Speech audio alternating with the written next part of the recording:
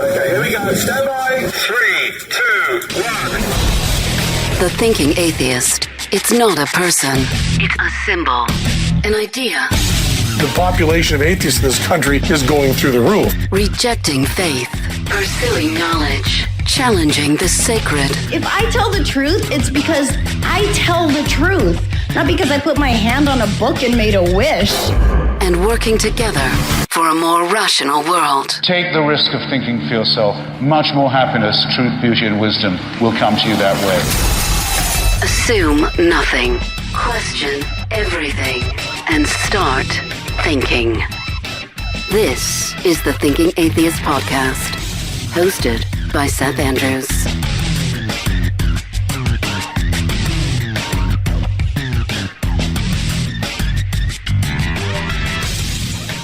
In this country, until the year 1993, military policy strictly forbade non-heterosexuals from serving in the armed forces. 1993, which is pretty much yesterday in this country's history. And then in 93, the Don't Ask, Don't Tell policy was implemented. Now, this only restricted non-heterosexuals from serving if they were open about their sexuality and sexual identity. So the vibe was, hush, hush, keep it under your hat. Sure, it's nobody's business. But if you are in some way public, especially if you're public about maybe, a relationship, or you're expressing yourself in what we consider to be a provocative way, then you can be investigated by military superiors. Don't Ask, Don't Tell was repealed in 2011. Allowing homosexuals and bisexuals to openly serve in the United States. In 2013, in the Supreme Court decision United States versus Windsor, the military was required to offer similar benefits to homosexual relationships as they did to heterosexual ones. Fully equal treatment legally to their partners and families. From 1960 to 2016, there was a blanket ban on all transgender people from enlisting and serving in the military. That was struck on the 1st of January 2018. Transgender individuals were allowed to serve in their identified or assigned gender upon completing transition. In 2016, the first openly gay head of any service in the military was a guy named Eric Fanning. He became the 22nd Secretary of the Army. In San Francisco, on the 16th of August 2016, the USNS Harvey Milk was officially named a Navy ship, which was christened at a ceremony in San Francisco. Harvey Milk, the openly gay civil rights leader, had served as a diving officer in the Navy from 1951 to 1955. Defense Secretary Pete Hegseth is having that ship renamed. He says, "We are not interested in naming ships after activists." Despite the fact that Harvey Milk was a Navy lieutenant who served during the Korean War and became the first openly gay man elected to public office in California before he was assassinated 1 year later, this guy was awarded posthumously the Presidential Medal of Freedom in 2009, and yet Pete Hegseth said, "No, I want you to strike Harvey Milk from that ship, and we will name it something else." Other ships targeted in the same way, including the John Lewis-class vessels, which were named for Supreme Court Justice Thurgood Marshall, Justice Ruth Bader Ginsburg, and Harriet Tubman. This is all framed as an anti-woke, anti-DEI effort to restore military greatness. This administration today has argued trans service members have a false gender identity which conflicts with the armed forces' standards of integrity. They are negatively impacting the military's lethality, readiness, and cohesion. A June 6th deadline was set for active duty transgender service members to volunteer to leave and get some benefits, and then trans people would be forced out or, quote, involuntarily separated. Reserve members have until July the 7th. Here's a short clip, and I'm going to play a lot more, from Senator Tammy Duckworth of Illinois, Iraq War veteran. She was talking about Trump's removal of trans people from the armed forces. This is from 2 months ago on CBS Chicago. Illinois Senator and Iraq War veteran Tammy Duckworth reacts this morning to President Trump's tweet that transgender people will no longer be allowed to serve in the U.S. military. When I was bleeding to death in my helicopter after that RPG ripped through the cockpit of the aircraft and an American came to save my life, it didn't matter to me if they were gay, if they were straight, if they were transgendered. It only mattered that they wore the uniform of the United States military.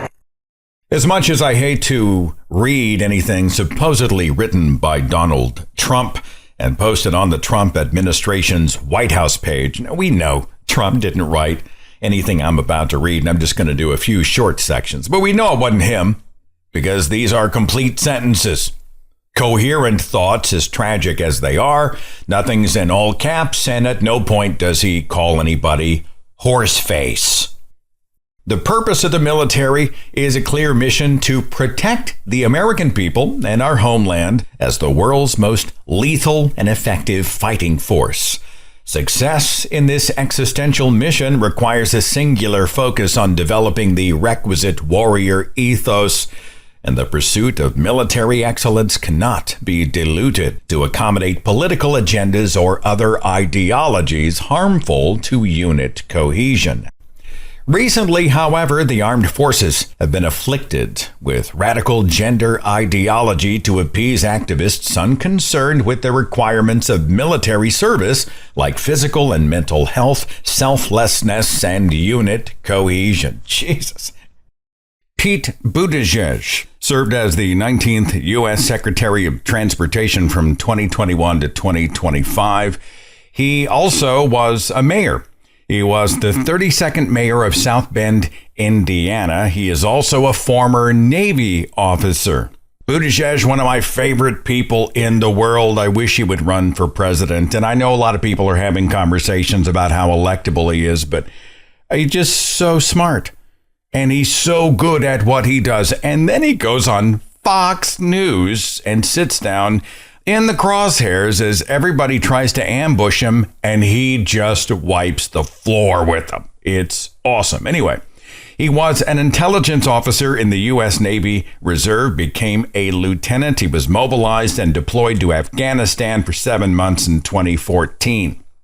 Pete Buttigieg, of course, is gay and has a husband. He was on a talk show recently, and he was talking about how labels don't really matter all that much in the arena of combat. I mean, again, I think back to the military. Like, if I was getting in a vehicle to go outside the wire, like the other people getting in the vehicle with me definitely did not care if I was a Republican or a Democrat, or like what country my dad immigrated from, or if I was going home to a girlfriend. Yeah. I got it. I'm really excited for the next hour. We're going to talk about Malta, by the way. I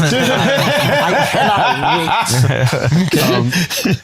Like, all they wanted to know, obviously, was that they could trust me to do my job. Same thing, vice versa, because we're trusting each other with our lives 100%. every time we went outside the wire. Yeah. And to be clear, I was not into like a combat or maneuver. My job was just to like drive them safely to where they needed to go. But that could be scary. That does have risk. Not that everybody should be in the military, but like everybody should be in environments where people as people first. Now, much has been said about the warrior ethos. Pete Hegseth, Defense Secretary and former Fox News weekend host, talks a lot about the warrior ethos. I went to the U.S. Army website just to find out what that is. And there's a page about the values of the U.S. Army. Warrior ethos. I will always place the mission first. I will never accept defeat. I will never quit. I will never leave a fallen comrade. There's a soldier's creed. Let's see what it says. I'm an American soldier. I'm a warrior and a member of a team. I serve the people of the United States. I live the Army values. I will always place the mission first. I will never accept defeat. I will never quit. I will never leave a fallen comrade. I am disciplined, physically and mentally tough, trained, and proficient in my warrior tasks and drills. I always maintain my arms, my equipment, and myself. I'm an expert, and I'm a professional. I stand ready to deploy, engage, and destroy the enemies of the United States of America in close combat. I'm a guardian of freedom and the American way of life. There are other creeds. I see an NCO creed, a Ranger creed, the Army song, the Oath of Enlistment. I'm going to spare you all those, but you get it. I will be loyal. I will train hard. I will never leave a man or a woman behind. So why in the world wouldn't LGBT people be able to serve without being discriminated against? And don't kid yourself. All non-heteros are in the crosshairs. They're starting with trans people, but it's not about just trans people. This is about people who are non-hetero and the eventual charge to remove them, probably as somebody waves that American flag and screams the name of God.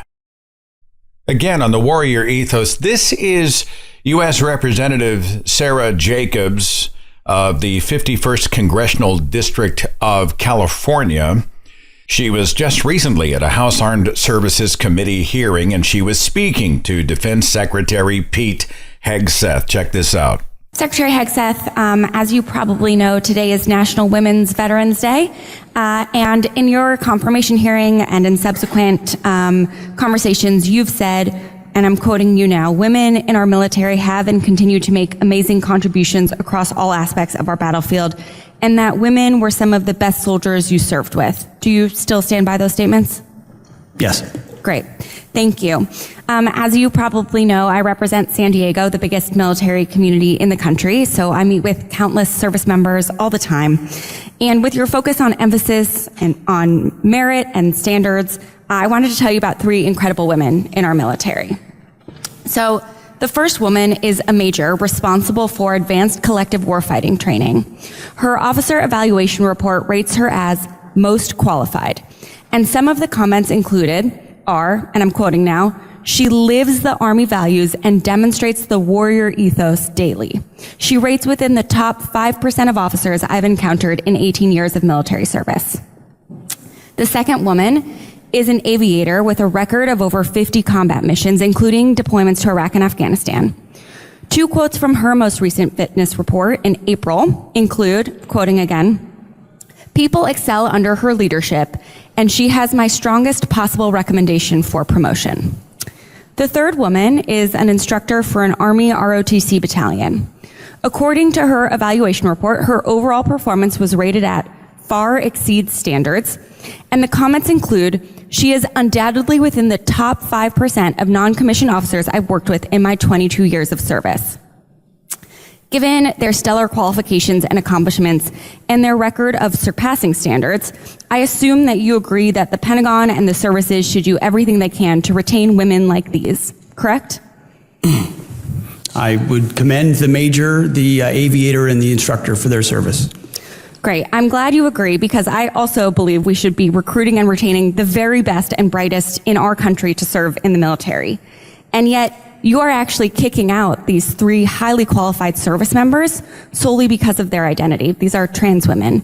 And you are using the very same arguments that have been used against desegregating the military or allowing women to serve or allowing gay people to serve. And in all those cases, those arguments were wrong.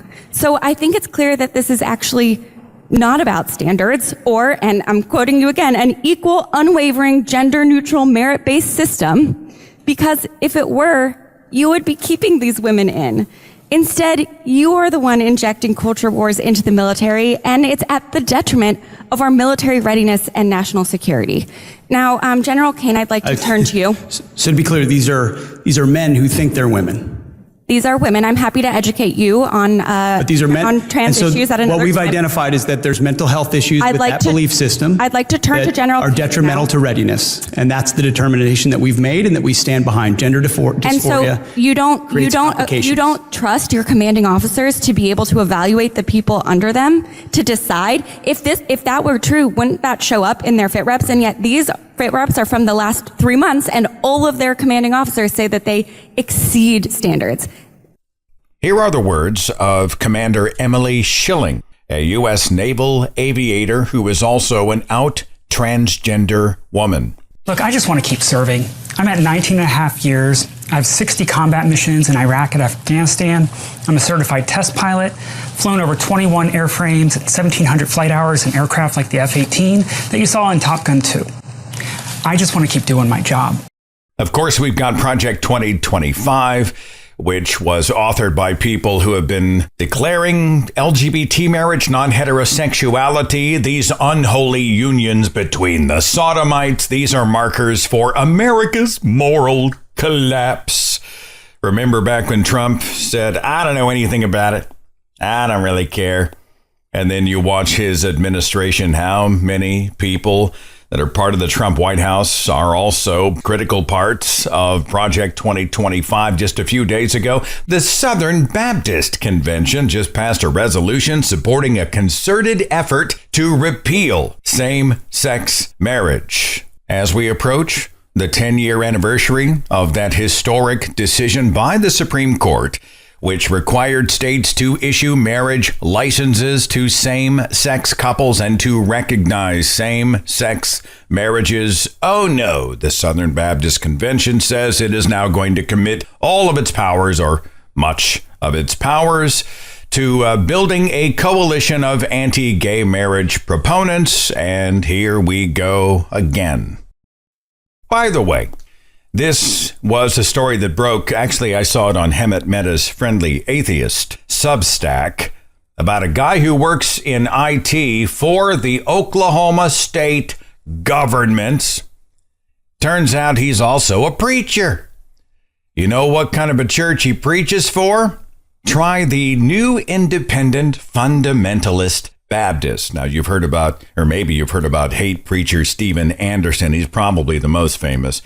These guys are the ones who stand in front of a podium on a small stage, and they've got like a wheat field mural behind them, and they've got maybe 100 people in their immediate local congregation. Most of their audience is on social media. They broadcast this hate everywhere, and they go hard. I mean, they are hardline Old Testament. God wants to rain sulfur and pain and death on LGBT people, and we are so glad. That is what they are like. Okay, they preach sermons all the time about and celebrate the potential execution of non-heterosexual people. Oh, looky, there's a guy who works IT for the state of Oklahoma. His name is Dylan Awes. I guess that's how you say it, A-W-E-S. He preaches at a church called Anchor Baptist Church, part-time. So I got a state job over here, and now I'm going to go over to Anchor Baptist Church, and I'm going to preach my sermons calling for executing gay people. In fact, the government should execute gay people. Quote, they should be lined up against the wall and shot in the back of the head. That's what God teaches. That's what the Bible says. He says homosexuals are pedophiles. He says sodomites are responsible for school shootings. Gay people are full of disease. They are predators. He uses the F slur for non-heterosexuals. They should get a bullet in their brain. This guy working for the government in an IT capacity, the state of Oklahoma paying this man, and it took his fellow state workers how long to find out or figure out or even care that he was doing it. This is part of a larger movement against anyone and everyone who is not white, conservative, evangelical, Protestant, probably male, Christian nationalist. Of course, we cannot ignore the racial aspect of discrimination in the armed forces, especially knowing Donald Trump's administration working hard to restore the names, the reputations, and the monuments to racist war generals, Confederate icons, etc. Their statues removed from public squares. He wants them back. He wants military bases renamed for these Confederate racists, really. And CBS this morning did a feature just a few years ago on how we still see the echoes, the footprint of race-based discrimination throughout the American military. In a 2019 survey, more than half of people of color serving in uniform said they had personally witnessed white nationalism or racism in the military. According to the Defense Department, around 17% of U.S. troops identify themselves as black. We spoke with several former active duty service members of different races and religions about their experiences.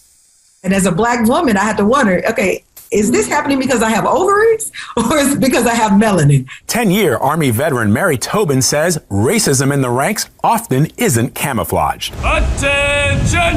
As a student leader at West Point, Tobin had to inspect cadets' rooms. You come in with a white glove, and of course you check for dirt. And she quickly found a red flag. 2 white men who were roommates. I walked in and there was a very large Confederate flag. I saw the flag. I looked at them, they looked at me, and I could tell they were trying to get a reaction out of me. That happened 2 more times. And finally, I had a discussion with them and told them about how that felt for me as a black woman from the South, coming into the room, every inspection and seeing that flag.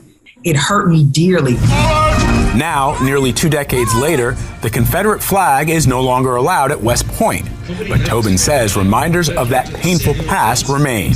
One example is the name of a barracks named after General Lee. I lived in those barracks. At West Point, there's Lee Barracks, there's Lee Gate, there's Lee Road, there's Robert E. Lee Housing Area. Enough.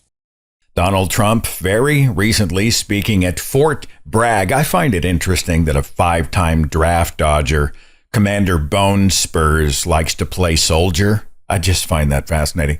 Anyway, he's speaking at Fort Bragg. He said, "Can you believe they changed that name in the last administration for a little bit? Fort Bragg is in. That's the name. And Fort Bragg, it shall always remain. That's never going to be happening again." Of course, Fort Bragg was named to honor the Confederate General Braxton Bragg. It was renamed Fort Liberty, and now it has reverted. Trump has said the original names will be restored to Fort Gordon in Georgia, Fort A.P. Hill in Virginia, Fort Hood in Texas, Fort Lee in Virginia, Fort Pickett in Virginia, Fort Polk in Louisiana, and Fort Rucker in Alabama. By the way, military.com revealed that there was a pre-screening for soldiers as a requirement to attend Donald Trump's speech. Here's a clip from WRAL News. Steve Bainan is a national security correspondent for military.com. Bainan looked into who was chosen to sit behind the president. Internal communication within the 82nd Airborne Division outlined specific directives. Those include soldiers sitting in the bleachers are to be fit and not look fat. And soldiers with political views in opposition who don't want to be there need to get swapped out. Well, but even went a step further. There was a Trump merchandise shop. This whole pop-up shop. It's called Campaign 365 that was selling T-shirts and tchotchkes and all sorts of memorabilia. In a statement to WRAL, an 18th Airborne Corps spokesperson wrote, "The Army does not endorse political merchandise or the views it represents. The vendor's presence is under review to determine how it was permitted and to prevent similar occurrences in the future." Pretty on brand for Donald Trump to bring a freaking gift shop, but the whole idea is that the military is non-partisan, non-political. They represent all Americans. After the break, standing by, I've got somebody with an insider's perspective. Soon he'll be outside the military because he's getting the boot. Dr. Ben Hamilton is a doctor, science educator, and atheist activist. We're going to talk to Ben next.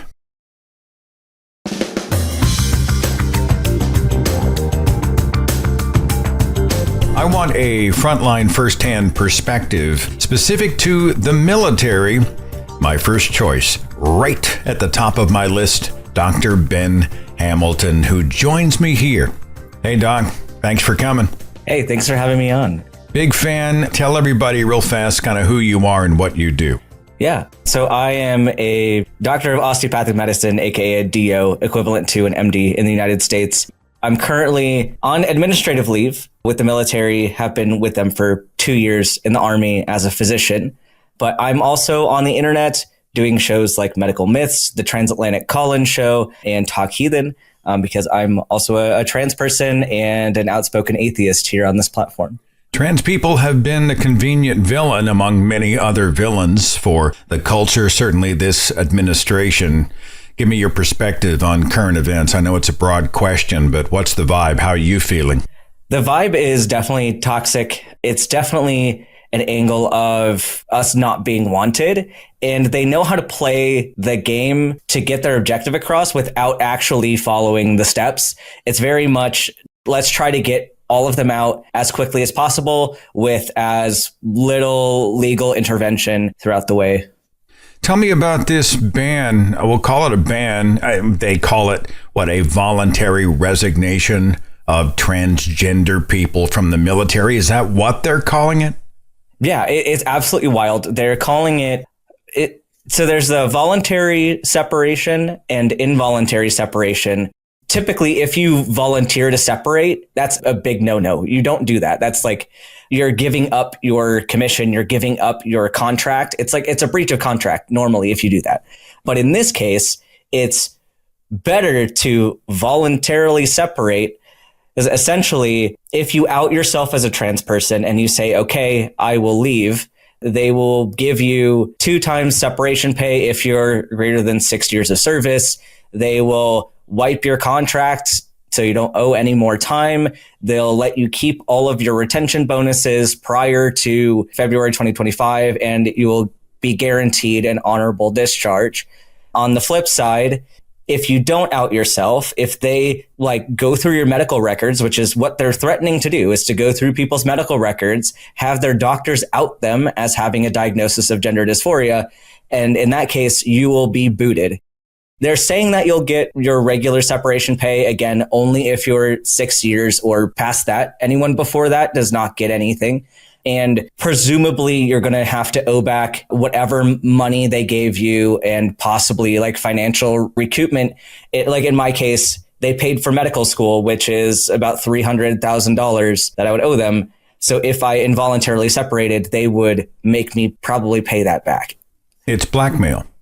Absolutely. It absolutely is. And the weird thing about this too is they are framing this legally as it's not a ban on trans people. It's a ban on gender dysphoria. They're trying to say it's a medical reason. However, they're not giving us a medical discharge.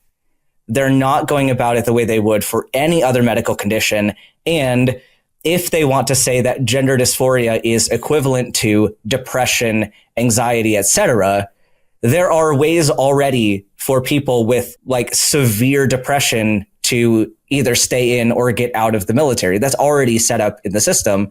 But to make matters worse as well, it's not just if you currently have gender dysphoria. It's if you have ever had gender dysphoria or if you have ever attempted to change your sex. And that's how they are defining it. Gender dysphoria. How would you define that for this audience? Yeah, gender dysphoria essentially best described as an incoherence between your sex and how you identify with your sense of self. And cisgender people can also have gender dysphoria. So if you are a male and you get a hair transplant, that is gender affirming care because the idea of looking more masculine alleviates some distress related to perceived gender. So people who get breast augmentations, that's also usually to alleviate gender dysphoria. So it's that discomfort we get when people misidentify what our gender is. I just, at the beginning of the show, was reading from the official White House page, and it also made some, I won't even say implications, it just said outright something about wanting to restore unit cohesion and dedication and bravery and courage. The message is that people who are trans, and you and I both know that it's going to then spill into all non-heteros, but the idea is that you can't be courageous, you can't have a cohesive unit, a family bond, you might leave a man or woman behind. That's the message, right? Yeah, which is hilarious because we have, throughout my networking within the trans military community, we have colonels who are in theater that are getting pulled from their units. You have people who have multiple combat deployments. You have people with multiple achievement awards. You're pulling people with high levels of skill. You're pulling senior leaders. You're pulling people with decades upon decades of experience that it takes a long time and a lot of money to produce people of that caliber. And you're pulling them because you think that they are going to cause disruption. However, when asked in the court cases, like how many people were causing these disruptions, they couldn't give any data on it. And it would seem that if people were causing a disruption, that would be known. We would know about it. You realize you and I both have the same challenge. You can't really control who's in your comment section. I'm not sure that you really want to unless you get abusive people in there. But this has become such a hot button political football. One side over here saying transphobe and the other side over here is screaming gender cult. You've heard that one, right? This is an ideological thing. You're just part of a cult. Maybe you are broken in some way. How do you deal? How do you respond? Or do you respond to those kinds of accusations? Oh, yeah. Most of the time, I don't respond to them. I stay clear of my comment section. But obviously, I'm on a call-in show where people talk to us about trans issues. And a lot of it is bridging this gap of just humanizing people. I think a lot of what this ideology war comes down to is us versus them and human or not human. And for some reason, if we can make trans people seem less human, then they're way easier to fight against. And I think a lot of people just don't understand that trans people are just people. Well, you and I could spend a whole lot of time over here. Let me draw back to the military. How do your fellow soldiers treat you? How have your fellow soldiers treated transgender people, non-binary LGBT people, non-heteros? How are they approached in what is often considered to be kind of a hard-line, chest-thumping masculinity culture? Yeah, in my experience, it's been overwhelmingly positive. I think most commands want to keep unit cohesion, and the best way to do that is by respecting everybody. For the past several years, the Army has had initiatives in place for equal opportunity, and they have, or at least they previously had, a mandatory training that everybody had to go to about, hey, don't discriminate against other people. And of course, you have a couple here and there people that will puff and puff about it. But for the most part, commands are very respectful. My command has always been like, they've been willing to let me be a he, him and wear the clothes that I wear. And they've been completely respectful. My unit has not made a huge deal out of it at all until now. And even after the ban went in place where they said, hey, you can't use the improper pronouns for people, meaning you're supposed to call people by their birth sex, my command never switched. They never started misgendering me. And from my perspective, there was no issue with me integrating into the unit like anybody else. I was treated exactly the same way. This may be a bit of a cliche, but in my mind, I'm thinking, the bunks at boot camp and the showers. Mm-hmm. I mean, are these conversations that are being had when it comes to trans people, etc.?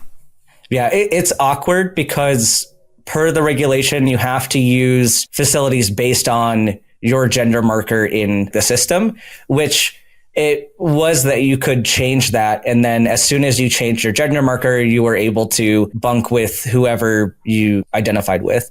In my case, my gender marker never changed because I had some reasons for not fully changing that yet, largely related to like fitness tests and like body composition, which gets really sticky. But so I've been bunking with the women and using the facilities of women.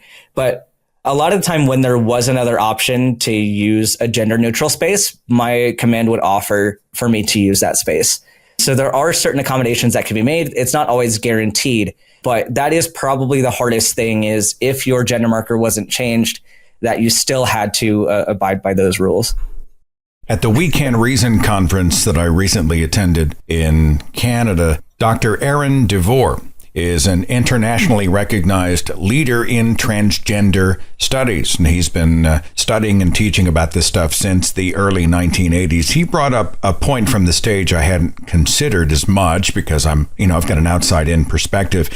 But it wasn't just about the discomfort of people who were in the bunks in the showers when a transgender person comes in, but it's also about the safety and well-being of the transgender person, right? I mean, how much do you feel like, am I going to get my ass kicked? Is there going to be physical harm? Will there be other consequences when you enter something like that, especially in a closed quarters unit like that? Are these conversations you've had in your own head? Yes. And from my side, it's a bit less risky being in women's spaces. I've noticed that cisgender women are way less likely to at least engage in violence on that. I've had kind of some awkward times where people are like, this is the women's dorm. And I'm like, I have to be here. But other than that, like once I told them, they were pretty cool. But I think a lot of the danger comes from the men's barracks, especially with regard to trans women. They're the highest risk for violence, specifically because of cisgender men and their desire to prove their masculinity with physical violence. So I would have a lot more of those fears, honestly, if I was in the male dorms than if I was in the female. But I've definitely had those thoughts, and especially like even outside the military, going into men's bathrooms, I do have that thought quite frequently. You worry that somebody who has very primitive ideas of what manhood is going to then become somehow threatened by somebody who is not quite like them or who doesn't validate their idea. You know, Donald Trump is that way very much, you know. He's always sort of expressing outwardly this notion of masculinity, the warrior culture. And of course, you and I are like 5 deferments, you know, Commander Bone Spurs. I mean, what's the military saying? This is a broader question. What are people in the armed forces saying about all this bullshit, whether it's the Kim Jong-un type parades and him walking around playing soldier? Does anybody talk about this? The people that I've talked with are really not in favor of all this going on. I guess the side of the military that I've been on with, being medical, and then also my current unit, if you will, is a chemical unit. So kind of the nerdy side. But I know from the more combat arms side of things, they can be a bit more conservative. And by a bit, I mean a lot more conservative. I personally haven't heard anything specifically about their view on the parades and everything, but there are some pretty hardcore Trumpers like in the force. I've been fortunate not to run into them a whole lot. So all transgender people are out, period. Yep. Well, anyone that has come out of the closet at all. There's technically, this is something interesting. There technically is a waiver, but it's not a real waiver. It's just in there for legal reasons because it says that you can stay in if you've never had a diagnosis of gender dysphoria and if you've never had medical intervention on the grounds of being trans. So basically, if you're in the closet, you're fine. So basically, the waiver's only there to protect people who are not actually trans. So if someone has had gender reassignment surgery and is totally under everybody's radar, they could skate through? Do you think they could be under that radar and finish out whatever term in the military they wanted to finish? They possibly could if the administration does not go through their medical records, which of course is a breach of HIPAA. They should not be allowed to do this. Doctors should not be outing anybody to anybody. Like there's that confidentiality that you're supposed to have. And really the only job of military medicine should be, hey, are you able to do your job or not? But if they're going to use the medical system against people, that could be one way that they would be outed. It would take a while probably for them to be dug up like that. But I think this administration may be barbaric enough to go through with that. And if they are seen to have been dishonest, bad agents, etc., then they get kicked out and they get no benefits. They get, there's nothing. And they say you owe all the debt of the monies that we paid for. And then they're really hosed. Yeah, absolutely. So it's a big risk for somebody taking that route. What's your intuition? I know it's a subjective opinion, but you've got an insider's view. Are all non-heteros next? I think so. And I think it's kind of a toss-up whether it's going to be gay people next or if it's going to be women next. But one of the two groups is definitely going to be next on the chopping block. We're already seeing steps to try to remove women from combat arms specialties. So trying to keep women in an admin role. And I could see that going to trying to keep women out of the military in general. So one of the common things that we're hearing out there is that the male primate is largely going to be bigger in frame, more muscle mass, more physical strength. Therefore, it should be males in the arena of combat. It should be men who are the warriors out on the front lines for defending the country and defeating our enemies, and women are simply too weak. How would you respond to that? Yeah, I would say that you can't base decisions about an individual on averages. This is an ecological fallacy, and I like to use this for the trans people in sports argument as well. You have an average that people will cite. However, people span that entire range of what is humanly possible. And you have to make these decisions based on the individual. So if you have super, super able-bodied women that are completing ranger school, that are completing jump school, that are doing all these things that are required to do some high-speed jobs in the military, why are you going to say that they shouldn't be allowed to do it? They are meeting the same standards as men. So why are you penalizing those people who do meet the qualifications and saying that, well, but the average is lower than you, so you must be within that average? You passed the test. You met the requirements. That seems pretty basic to me. Ben, what happens to you next? They're kicking you out. You're a physician. What, do you go into private practice? What? So I'm still in the midst of my training. So I completed my intern year, but I still have to get board certified. I'm technically licensed to practice independently. However, most insurances don't like to cover physicians that are not board certified. So my plan is essentially to figure out these basically this next year, reapply to residency on the civilian side, and then go live the rest of my life and be happy as a civilian physician. You think we're going to see a reversal? Let's say if we're not burning cinders by the midterms, and then finally, it just seems like 2028 just seems like next century to me.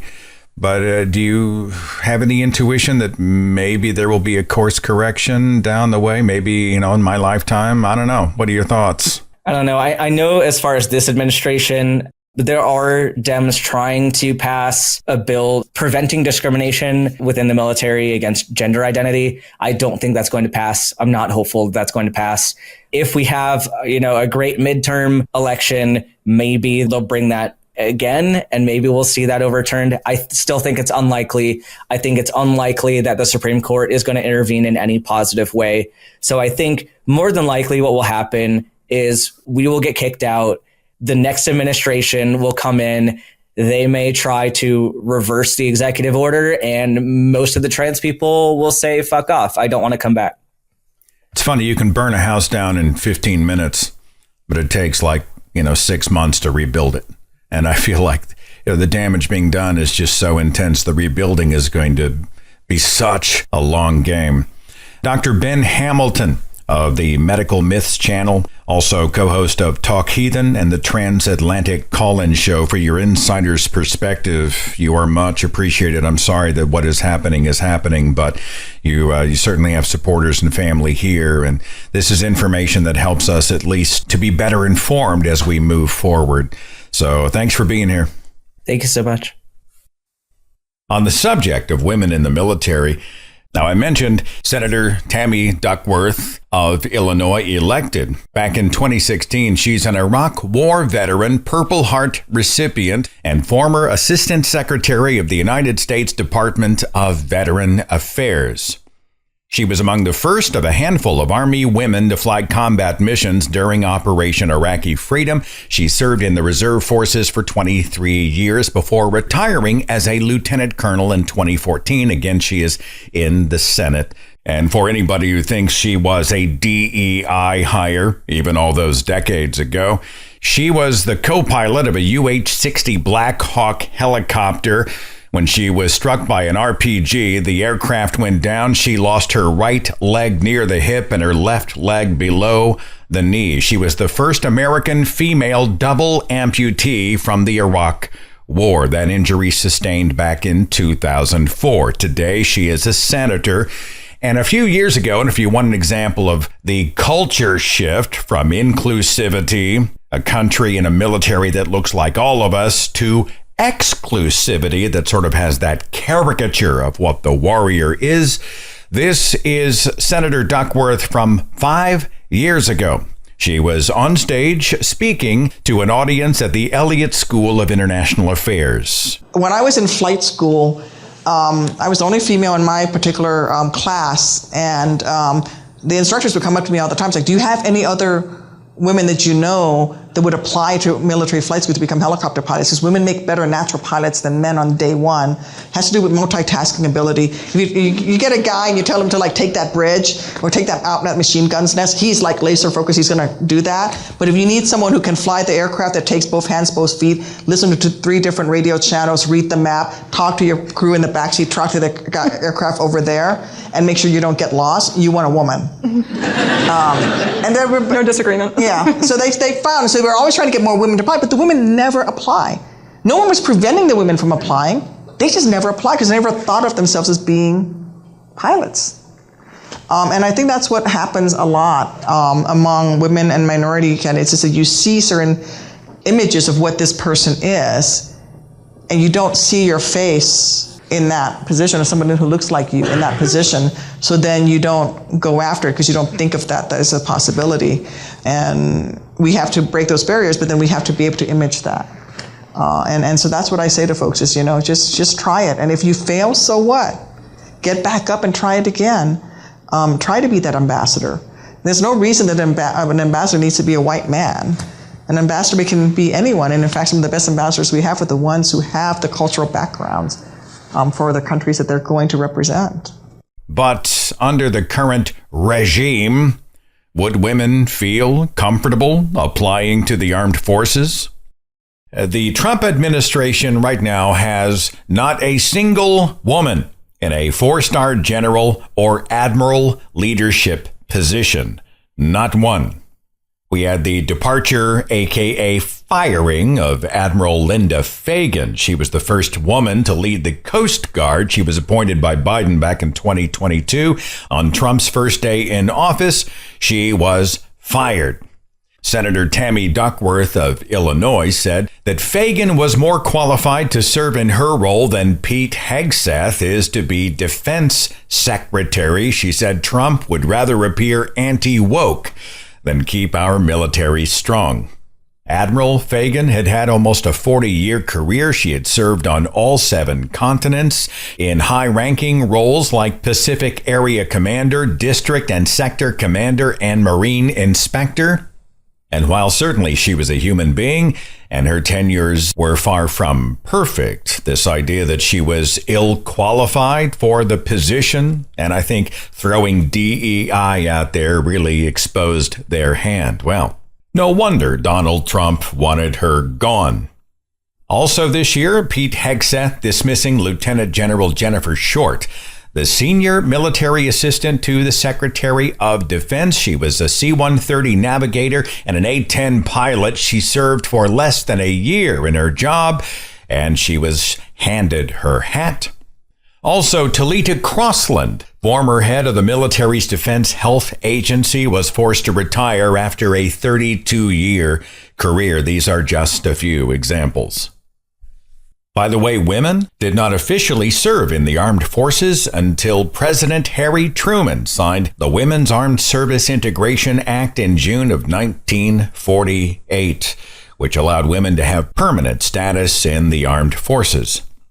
And here we are 77 years later and going backwards, it seems. I'm going to play something kind of special for you to finish out the last segment of the broadcast. I'd mentioned civil rights activist and veteran, the late Harvey Milk. Well, he gave a historic speech, and the words of that speech were recreated in an epic way. I can't think of a better way to climax the broadcast, so we will play that for you next.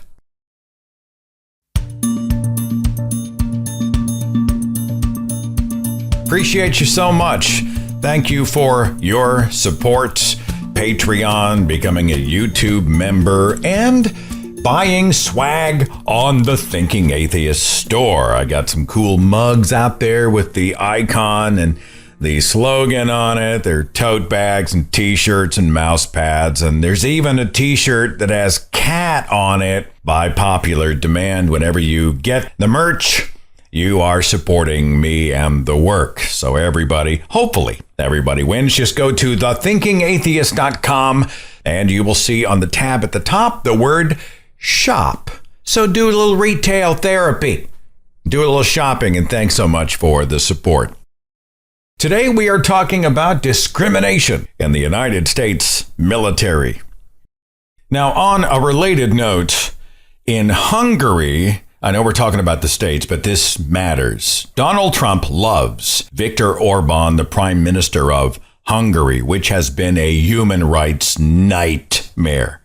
Orban and his government have been waging war on LGBT people across the board. They have banned Pride, even though people go out and hold Pride events anyway. They passed this draconian law that said it is illegal to hold Pride and similar events. So the right to assembly, free assembly, that's gone for a massive demographic. Hungary has also adopted a repressive law banning the, quote, portrayal and promotion of LGBT content to children, which means pretty much everywhere, right? Where do you go where there aren't kids? And these gay people and trans people are a threat to our children. How familiar does that sound? We got Project 2025 types, the Christian nationalist types, the authoritarians. All of these people, they do what they do under the guise of, well, it's just about protecting the most vulnerable among us. We must be the gatekeepers and keep all the icky, different, sodomite, wicked people out, right? That's essentially how they justify their hatred and the laws that are built on that hatred. And I just find it interesting because Donald Trump wants to be the Viktor Orban of the United States of America. How terrifying is that? I mentioned Harvey Milk earlier in the broadcast. Well, he gave a famous speech way back on Gay Freedom Day, the 25th of June, 1978. And he gave this speech on the steps of San Francisco City Hall. I was looking for the speech in his words, and I couldn't find anything that wasn't overproduced with a bunch of music and dramatic stuff. And many of those were mixed so that you could not even really hear his voice very well. But I stumbled upon a recitation of that speech given by none other than the great actor Sir Ian McKellen. For 10 minutes, he recited word for word the Hope speech. This was posted word for word on the Almeida Theater YouTube page, and I'm going to finish the show with this today. Harvey Milk had been talking about how non-heterosexuals needed representation in our halls of power at the highest levels of visibility, not just having advocates, but running themselves, being out there themselves, engaging with influence for the purpose of positive change themselves. And again, this is what the Trump administration and the bigots out there are trying to erase, what they're trying to knock out, what they're trying to defeat. The humanization and celebration of gay people at all levels of society, including in our government and our armed forces. Let me leave you with this. Sir Ian McKellen performing the Hope speech given 50 years ago in San Francisco by Harvey Milk. About 6 months ago, Anita Bryant, in her speaking to God, said that the drought in California was because of the gay people. On November the 9th, the day after I got elected, it started to rain. On the day I got sworn in, we walked to City Hall and it was kind of nice. And as soon as I said the word, I do, it started to rain again. It's been raining since then. And the people of San Francisco figure the only way to stop it is to do a recall petition. So much for that. Why are we here? Why are gay people here? And what's happening? Well, let's look at 1977. In 1977, gay people had their rights taken away from them in Miami. But you must remember that in the week before Miami and the week after that, the word homosexual or gay appeared in every single newspaper in this nation in articles both pro and con. In every radio station, every TV station, and every household. For the first time in the history of the world, everybody was talking about it, good or bad. Unless you have dialogue, unless you open the walls of dialogue, you can never reach to change people's opinion. Once you have dialogue starting, you know you can break down prejudice. In 1977, we saw a dialogue start. In 1977, we saw a gay person elected in San Francisco. What that is a record of what happened last year. What we must do is make sure that 1978 continues the movement. Now, I know we're pressed for time, so I'm going to cover just one more little point. That is to understand why it is important that gay people run for office and that gay people get elected. I know there are many people in this room who are running for Central Committee who are gay. I encourage you, and there's a major reason why. If my non-gay friends and supporters in this room understand it, they'll probably understand why I've run so often before I finally made it. You see, there is a major difference, and it remains a vital difference between a friend and a gay person. A friend in office and a gay person in office. Gay people have been slandered nationwide. We've been tarred and we've been brushed with the picture of pornography. In Dade County, we were accused of child molestation. It's not enough anymore just to have friends represent us, no matter how good that friend may be. The black community made up its mind to that a long time ago, that the myths against blacks can only be dispelled by electing black leaders, so the black community could be judged by the leaders and not by the myths or black criminals. The Spanish community must not be judged by Latin criminals or myths. The Asian community must not be judged by Asian criminals or myths. The Italian community must not be judged by the mafia, myths. And the time has come when the gay community must not be judged by our criminals and myths. Like every other group, we must be judged by our leaders and by those who are themselves gay, those who are visible. For invisible, we remain in limbo. A myth. Person with no parents, no brothers, no sisters, no friends who are straight, no important positions in employment. A tenth of the nation supposedly composed of stereotypes and would-be seducers of children. And no offense meant to the stereotypes. But today, the black community is not judged by its friends, but by its black legislators and leaders. And we must give people the chance to judge us by our leaders and legislators. A gay person in office can set a tone, can command respect, not only from the larger community, but from the young people in our own community who need both examples and hope. The first gay people we elect must be strong. They must not be content to sit in the back of the bus. They must not be content to accept pabulum.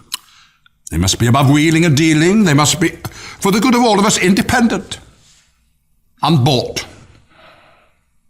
The anger and the frustrations that some of us feel is because we are misunderstood, and friends can't feel the anger and frustration. They can sense it in us, but they can't feel it. Because a friend has never gone through what is known as coming out. I will never forget what it was like coming out and having nobody to look up toward. I remember the lack of hope. And our friends can't fulfill it. I can't forget the looks on faces of people who've lost hope, be they gay, be they seniors, be they blacks looking for an almost impossible job, be they Latins trying to explain their problems and aspirations in a tongue that's foreign to them. I personally will never forget that people are more important than buildings. I use the word I because I'm proud I stand here tonight in front of my gay sisters, brothers, and friends because I'm proud of you. I think it's time that we have many legislators who are gay and proud of that fact and do not have to remain in the closet. I think that a gay person up front will not walk away from a responsibility and be afraid of being tossed out of office. After Dade County, I walked among the angry and the frustrated night after night, and I looked at their faces. And in San Francisco, 3 days before Gay Pride Day, a person was killed just because he was gay. And that night, I walked among the sad and the frustrated at City Hall in San Francisco, and later that night as they lit candles on Castro Street and stood in silence, reaching out for some symbolic thing that would give them hope. These were strong people, whose faces I knew from the shop, the streets, meetings, and people who I never saw before, but I knew. They were strong. But even they needed hope. And the young gay people who are coming out and hear Anita Bryant on television and her story, the only thing they have to look forward to is hope. And you have to give them hope. Hope for a better world. Hope for a better tomorrow. Hope for a better place to come to if the pressures at home are too great. Hope that all will be all right. Without hope, not only gays, but the blacks, the seniors, the handicapped, the usses will give up. And if you help elect to the Central Committee and other offices more gay people, that gives a green light to all who feel disenfranchised, a green light to move forward. It means hope to a nation that has given up, because if a gay person makes it, the doors are open to everyone. So, if there is a message I have to give, it is that I've found one overriding thing about my personal election. It's the fact that if a gay person can be elected, it's a green light. And you have to give people hope. That's the speech, and that's the show. Go out there and empower somebody today, and also empower yourselves. Let's spread some hope and do some good. Thanks for listening. Follow The Thinking Atheist on Facebook and Twitter for a complete archive of podcasts and videos, products like mugs and t-shirts featuring the Thinking Atheist logo, links to atheist pages and resources, and details on upcoming free thought events and conventions. Log on to our website, thethinkingatheist.com.